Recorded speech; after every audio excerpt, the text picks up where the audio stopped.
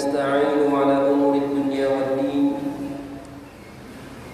أشهد أن لا إله إلا الله وأشهد أن محمدا عبده ورسوله لا نبي بعده اللهم صل وسلم وبارك على سيدنا محمد وعلى آله وصحبه أجمعين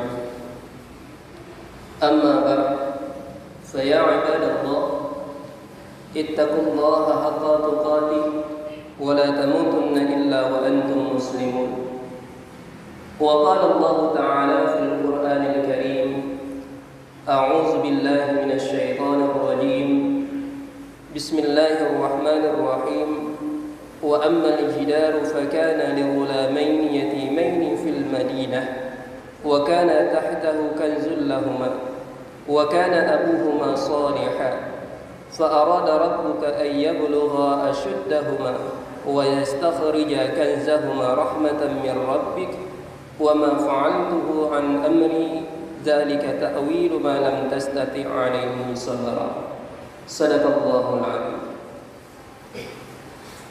Buat langkah yang pertama, mari kita sabi-sabi dan panjatkan puja dan syukur pada Allah Ta'ala yang lihat kecurahkan rahmat dan nikmatnya kepada danya pemandu, terutama nikmat kesehatan dan kesempatan, sehingga dengan dua nikmatnya alhamdulillah danya kami satu buah masjid yang mulianya untuk sama-sama terlaksanakan dan terikuti khutbah Jumat serta salat Jumat secara berjamaah.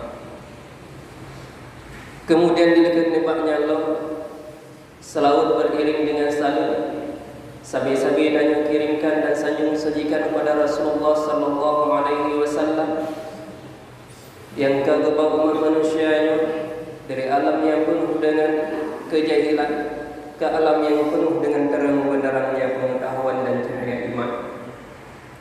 Dan kemudian dalam salawat beriring dengan salut kepada seluruh ahli keluarga beliau dan kepada sahabat-sahabat beliau pemandu yang sabi-sabi seiring selangkah dalam membantu perjuangan dakwah beliau, dan kepada seluruh ulama-ulama, baik ulama-ulama mutaqaddim maupun ulama-ulama mutaakhirin yang mutabat yang mentangna sedaya sifat kehurum dunianya. Kaum muslimin sedang jamaah Jumat yang mulia,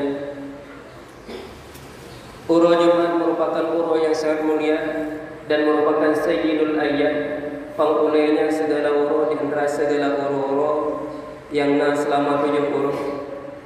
Dan pada uro Jumatnya pula Allah Ta'ala lihat kejuk rahmat dan segala macam pahala-pahala kepada tanya pemandu kaum muslimin.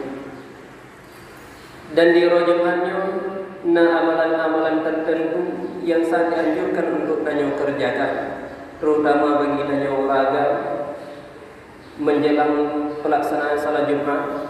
Sangat dianjurkan bagi tanya pemandu untuk membersihkan diri, mulai dari tapotong kuku, kemudian tapotong ubena bulu-bulu yang tidak penting, lalu selanjutnya terlaksanakan mandi Jumat, kemudian kita mano tak pakai pakaian-pakaian yang baru, terutama pakaian-pakaian yang putih untuk terlaksanakan sembahyang Jumat. Dan demikian lagi di uro Jumatnya gekele Nabi sallallahu alaihi wasallam ganjurkan hat bagi kita untuk benar tabaca surat Al-Kahfi. Tabaca surat Al-Kahfi nya hanya mungkin tabaca waktu malam, tabaca waktu subuh. Hanya mungkin tabaca waktu subuh, tabaca sembahyang Jumat. Ia inti di dalam uro Jumatnya benar kehendaknya tabaca surah Al-Kahfi. Karena salah satu hikmah tabaca surah Al-Kahfi, Allah Ta'ala kepenyembuh dari ditanya dari fitnah Dajjal. Kemudian dan dari hikmah yang lain Allah Ta'ala anugerahkan cahaya bagi kitanya mulai dari uro Jumatnya sampai uro Jumat itu, sehingga lihat fadilah-fadilah bagi kitanya ketika baca surah Al-Kahfi-nya. Masyarul muslimin rahimakumullah, menyadangi di dalam surah Al-Kahfi beberapa kisah yang Allah Ta'ala kisahkan. Salah satu kisah Ashabul Kahfi sendiri Dan kemudian nanti dikisahkan oleh Allah Ta'ala perjumpaan Nabi Musa dengan Nabi Khidir alaihissalam, serta selebih kisah Iskandar Dzulkarnain dalam membangun tembok untuk menghalau Yajuj dan Majuj.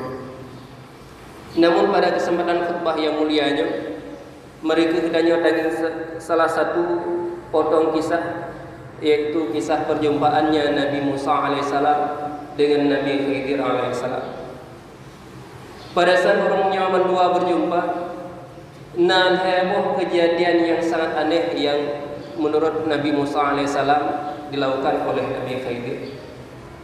Di antara heboh kejadian aneh yang pertama, Nabi Musa alaihissalam bersama dengan Nabi Khidir geik sebuah perahu untuk melintasi sebuah selat ataupun laut kecil laginya. Jadi tengah-tengah duduk di dalam perahu, Nabi Khidir alaihissalam gejak perlah perahu. Gejak belah beberapa potong papan kayu yang nambah perahunya, sehingga membuat heranlah Nabi Musa.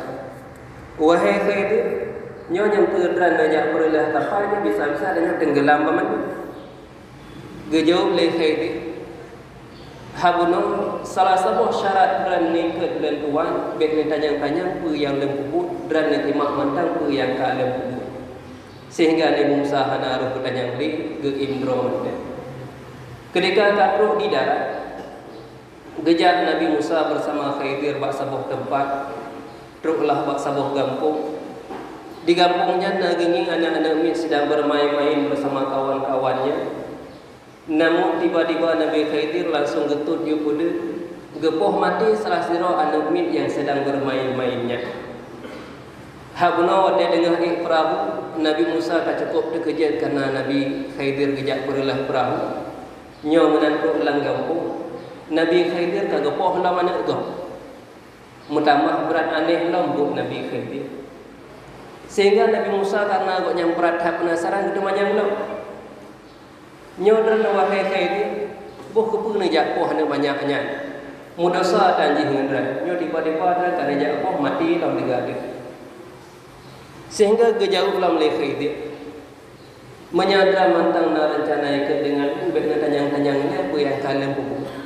Sehingga gejauh dari Nabi Musa gad halen tanyang-tanyang ni menyaruh halen tanyang tiga tu mati tepek dan perjumpaan gedanya dikeliling Nabi Musa. Olehnya gejak alam burung zaman dua sehingga truk bak sabuh kota menantruk bak kotanya gelakelah di urung zaman dua supaya diberi jamuan makan siang oleh penduduk setempat. Namun rupa-rupanya di penduduk setempatnya Mutiro hanatim pujame Nabi Musa dengan Nabi Khidir, sehingga di urungnya menua pada cokoronya kaku hanatimnya baju pucok. Kelebuk gejak-gejak laju di dalam kotanya sehingga itu ulah bak pinggir kota genging nasabuh rumah yang hampir roboh. Lalu oleh Nabi Khidir gajak Nabi Musa untuk sajan-sajan tak perbaiki itu mah rumah yang hampir robohnya supaya bertampil roboh. Geperbaikilah urungnya mendua sehingga rumahnya tegak kembali sebagaimana sedia kala. Kemudian Nabi Musa gekeun ba Nabi Khidir nyo rumah tanya kali tak perbaiki ada je telake upah ba urumpo. Makan wajar nyo telake upah lantaran kali tak perbaiki rumahnya. Kemudian kejauh ulang oleh Nabi Khidir. Berartinya ke saat perjumpaan terakhir kita nyawa dua. Sebagaimana dalam kedap kuno menyamantang proteh-proteh pupu yang kalah puput. Berarti tip dan perjumpaan kita nyawa. Kenyamanan kejalan Khidir lah. Nyawa. Jino akan uraikan pamanung ubina kejadian-kejadian yang kalah puput hakuno ke Khidir. Untuk hal yang pertama, pakalan perlah perahunya. Sebenarnya perahu yang perlahnya hanya sampai menenggelamkan getanya uji. Namun dalam perlah baca supaya nampak hanya lagak ni perahunya. Sebab dilihat getanya Khidir. Na raja yang talimnya akan merampas ubina perahu-perahu yang na bak dermaga tanya bersandar hakuno. Dan perahu yang tanya hakuno yang dimiliki oleh seorang nelayan miskin dan yang satu-satunya perahu yang kau yang gunakan untuk meminta rezeki. Menyasai kira hana mudah perlah membaca hakuno.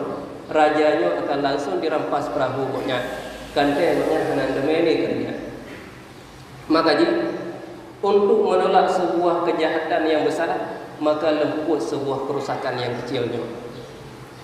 Kemudian kejadian yang kedua, pakan demam lempoh dan umitnya. Karena dalam ilmu yang kejuk pada Allah Ta'ala, ketika anak umitnya singoh dewasa, dia akan menjadi seseorang yang kafir pada Allah. Sementara kedua orang tuanya sangat sayang pada anak umitnya. Gara-gara perata sayang, biar ku anak umitnya gak kafir, kelbut iyah dan mak ajih pun juga ikut kafir. Maka ajih bulan poh juga anak umitnya untuk menyelamatkan anak umit tersebut supaya biar dia ke kafir, dan kedua orang tuanya pun juga selamat anak terjerumus dalam kekafiran. Sementara untuk kejadian yang kedua, memang betul bulan tuan hana lentung upah pada saat tak perbaiki rumah yana di kota Haguno. Karena betul rumah yang sedang tanya perbaiki Hagunonya yang dimiliki oleh dua anak yatim. Cuma apa tak upah ba anak yatim. Dan benar-benar di miok rumah yang tanya perbaikinya na tersimpan harta, yang hartanya diubah oleh Allah Ta'ala untuk anak umitnya mendua. Ketika dewasa kelak urungnya bisa dimanfaat hartanya untuk kesejahteraan hidup urungnya. Jadi sebagaimana dalam ayat yang tanya baca habuno, wa ammal jidaru fakana li ghulamaini yatimaini. Dan adapun dinding rumah itu adalah milik dua anak yatim di kota itu, yang di bawahnya tersimpan harta bagi mereka berdua, dan ayahnya adalah seseorang yang soleh. Kaum muslimin yang mulia, menyadangin di dalam kitab tafsir Al-Munir, waktu ditafsirkan ayatnya menjelaskan bahwa Allah Ta'ala tersebut Allah menganugerahkan harta yang tersimpan di rumah dua anak yatimnya karena berkah kesalehan orang tua mereka. Jadi bak ditafsirkan kata-kata orang tua yang saleh dalam ayatnya, rupa-rupanya orang tua yang dimaksud dalam ayat bukanlah ayah secara langsung, melainkan ci urangnya dari generasi yang ketujuh. Adapun dengan kata lain, di dua anak yatimnya merupakan generasi ketujuh dari ci urangnya.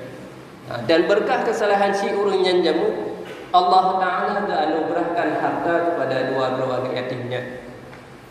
Sehingga di dalam tafsir tersebut dijelaskan yang kesimpulan dalam ayatnya bahwa kesalahan orang tua memberi manfaat kepada keturunan-keturunannya, bahkan sampai 7 keturunan sekalipun.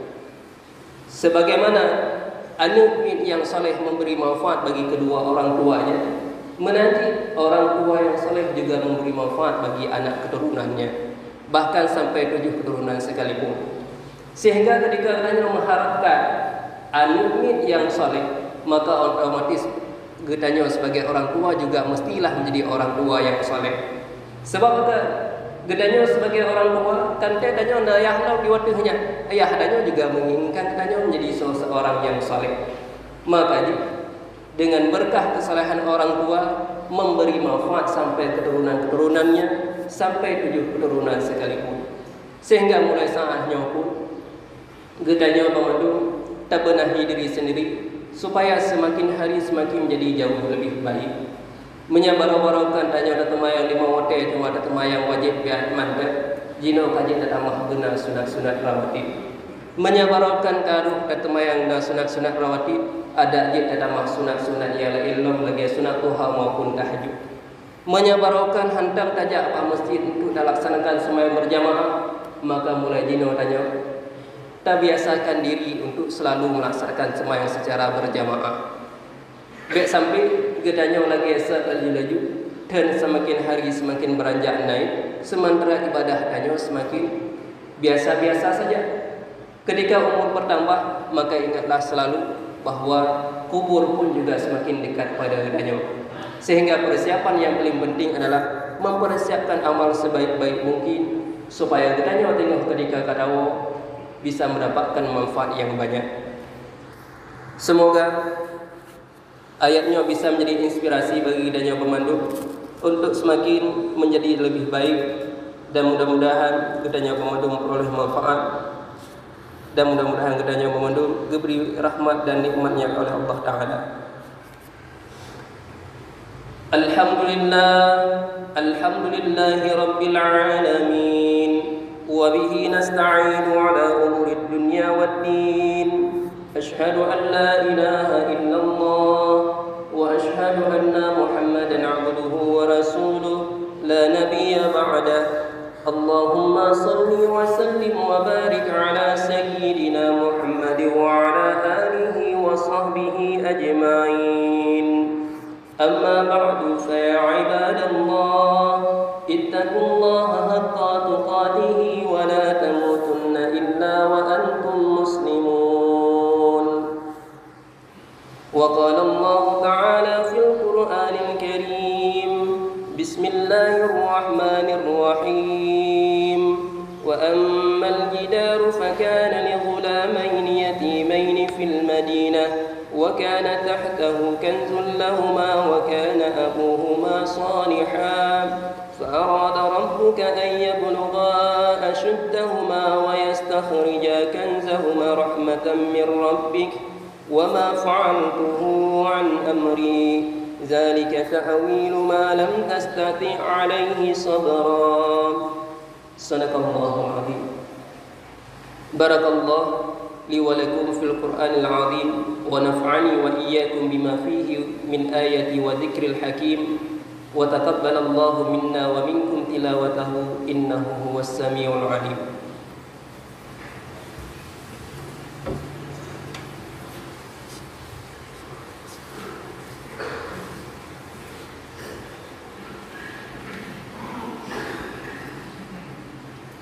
الحمد لله الذي أمرنا بالتقوى والاستقامة أشهد أن لا إله إلا الله وأشهد أن محمدا عبده ورسوله لا نبي بعده اللهم صل وسلم وبارك على سيدنا محمد وعلى آله وصحبه أجمعين فيا عباد الله اتقوا الله حق تقاته ولا تموتن إلا وأنتم مسلمون وقال الله تعالى في القرآن الكريم بسم الله الرحمن الرحيم قل هو الله أحد الله الصمد لم يلد ولم يولد ولم يكن له كفوا أحد إن الله وملائكته يصلون على النبي يا أيها الذين آمنوا صلوا عليه وسلموا تسليما اللهم اغفر للمسلمين والمسلمات والمؤمنين والمؤمنات